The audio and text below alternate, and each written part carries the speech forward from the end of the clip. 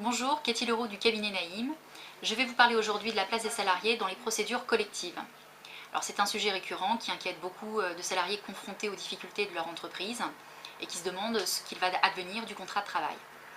Alors en matière de redressement judiciaire, les contrats de travail en cours se poursuivent aux conditions normales, sauf s'il est décidé une restructuration par le chef d'entreprise en partenariat avec l'administrateur judiciaire. Dans ce cas-là, des licenciements économiques peuvent intervenir sur autorisation du juge commissaire. Dans le cas de la liquidation judiciaire, c'est beaucoup plus simple. L'intégralité des effectifs est licenciée dans un délai de 15 jours à compter de l'ouverture de la procédure par le mandataire judiciaire.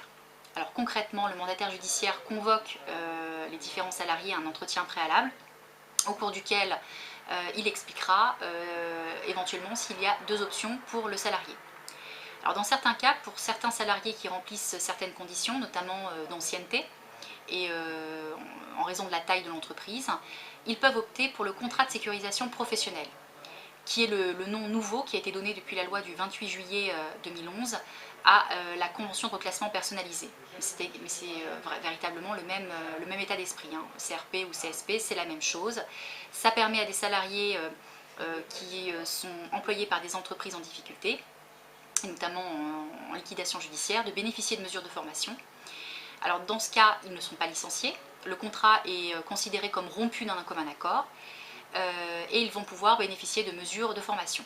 Alors l'intérêt pour le salarié de choisir cette option, c'est que généralement il peut toucher des indemnités qui sont beaucoup plus importantes que dans le cadre du chômage normal, hein, puisqu'il pourra bénéficier de 80%, jusqu'à 80% de son dernier salaire brut, ce qui équivaut en réalité à son salaire net, et ce pendant plusieurs mois.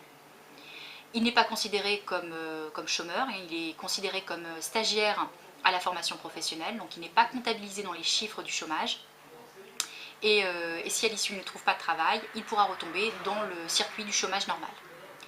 Alors pour les salariés qui auront opté pour le licenciement économique classique, ils toucheront leurs indemnités de manière globale par le mandataire judiciaire qui fera appel au CGEA ou AGS, qui est un organisme spécifique pour la prise en charge des salariés après le dépôt de bilan.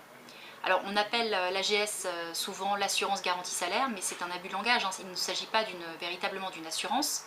Le CGEA avance les fonds et le mandataire judiciaire remboursera cet organisme sur les premiers actifs à recouvrer dans le cadre de la liquidation judiciaire. En tout état de cause, les salariés sont pris en charge par un seul et même interlocuteur, le mandataire judiciaire, donc ce qui est plutôt favorable pour le salarié.